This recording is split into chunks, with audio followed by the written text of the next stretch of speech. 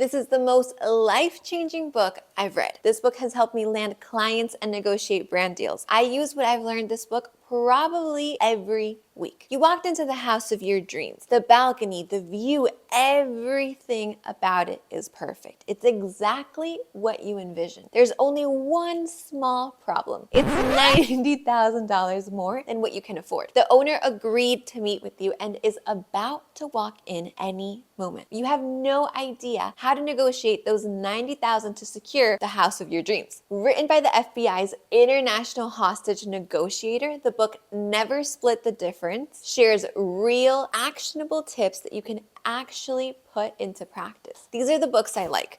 Real lessons that can be implemented so we read and act instead of just reading to read. And before you say, I don't need to learn this, I'm not negotiating a house soon, listen up. I used to think the exact same thing until I read it and I realized that we're actually negotiating everything we do, from salaries to deals we're closing, including deciding where you want to eat tonight. Negotiating is basically getting other people to agree to doing it your way. Want to ask for a raise and don't know how to navigate that boss that's always complaining about having no funds? The tips at the end will blow your mind. There's many books and classes on negotiating, but the thing that makes this book different from all the rest is that instead of teaching you to win by being the most dominant and aggressive negotiator, it focuses on how to navigate these situations with a high emotional intelligence. At the end of the day, the people involved in a negotiation each have emotions and each have an underlying motivation and desire. I always think of this when I'm negotiating now, and it has made a big difference. The seller that's about to walk through the door might need the money to buy an RV to begin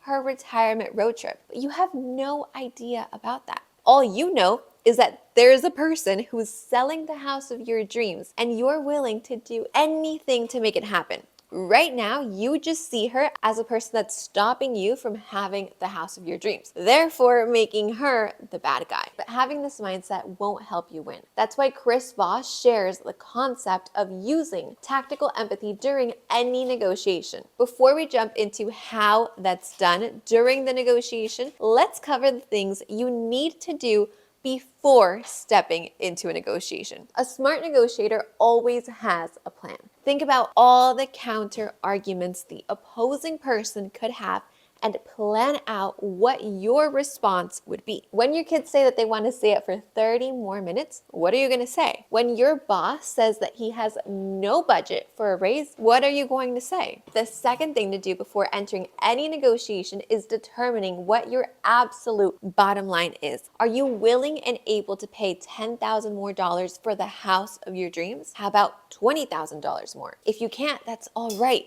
but you need to know what your bottom is before sitting down. Last step is to come prepared with your counter offer using the Ackerman model. After knowing your bottom line, you calculate 65% of what your target price would be, then 85%, 95%, lastly reaching your 100% bottom line. And then as you negotiate, you start your counter offer at 65% and work your way up if needed throughout the negotiation. It's very important to note that no deal is better than a bad deal. You have to know when to walk away. And I know that it's easier said than done, but I've realized that I've gotten a lot better at doing this with time. So the seller arrives and you're sitting face to face in what could be the dining room of your future house. Here's what you need to do. Step one is to use the tactical empathy that Chris Voss shares. This means putting yourself in the other person's shoes. What do you think she's feeling right now? Yes, this is the house of your dreams, but it's also the house that she's had for years, where she saw her kids growing up, and now it's time to let all those memories go. Being empathetic also means sitting there with a positive attitude. You're more likely to get your way if you're smiling and having an upbeat voice rather than being aggressive and demanding. No one wants a deal or let a person win like that. Step two is to use the mirroring technique. Oftentimes, we don't even listen to what others are saying because we're so focused on our own thoughts. When was the last time that you were an active listener? The last time you just talked to someone without thinking about yourself? without planning what you were going to say next that stopped you from focusing on the rest of what that person was saying. Mirroring means that you repeat what they've just said. If the seller walks in and says, wow, the weather has been acting up lately, you would say, yes, and blah, blah, blah, with this weather acting up lately, and then continue your thought. It sounds easy to do when it's a short sentence, but when she goes off on a 30-minute tangent about her best memories in the house, that's when it's super important to do the mirroring technique. Step 3 and 4 are some of the most important steps, so listen up because that's where the magic in negotiating comes in.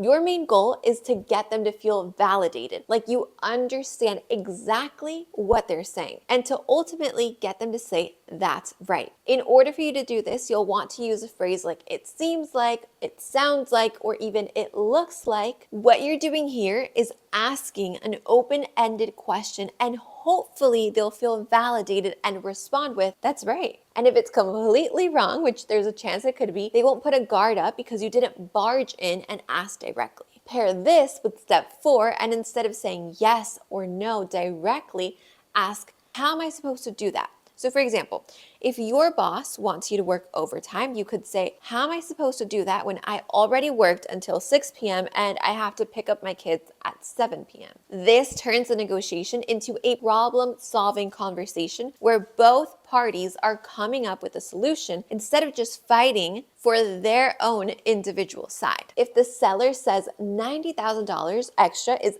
very logical for the house you're getting, ask, how am I supposed to do that if the bank has already approved me for only $30,000 more? Now, an interesting part when it comes to negotiating is that people tend to focus more on the losses than on the benefits they're gaining. So the seller could be thinking that if she doesn't sell the house, she's losing out on her retirement dream of traveling the country in her RV, rather than focusing on the $30,000 difference. A good negotiator always creates an illusion of control. This is easily done by providing choices where the other party can choose which way they'd like to go. For example, you can tell your kids that they can go to bed now and have a playground date the next day, or go to bed in 5 minutes and then not go to the park the next day. Another huge tip is to always have your anchor point. Setting an anchor point and giving ranges allows the person to know your ballpark without knowing your exact expectation. Because what if you're negotiating, let's say, a salary or a business deal, and they come in with a number higher than what you expected? You also always want to make sure that the other person always goes first. That's a hack that I love from the book. So for example, instead of saying that you'd like your salary to go up to $97,000, you would say, well, at X and Y company, this position is earning from $90,000 to $120,000. And in case your boss responds with, impossible, we don't have the budget. In this case, you'd be prepared to respond with what you bring to the table for them, rather than just thinking about yourself. It would be a no-brainer if you're bringing in $50,000 in extra sales for your boss, for him to give you a $20,000 salary increase. Always remember that everything in negotiation is how you phrase it and present it to the opposing side. And that's why, knowing this, you were able to negotiate the house of your dreams by giving the seller $10,000 more upfront and paying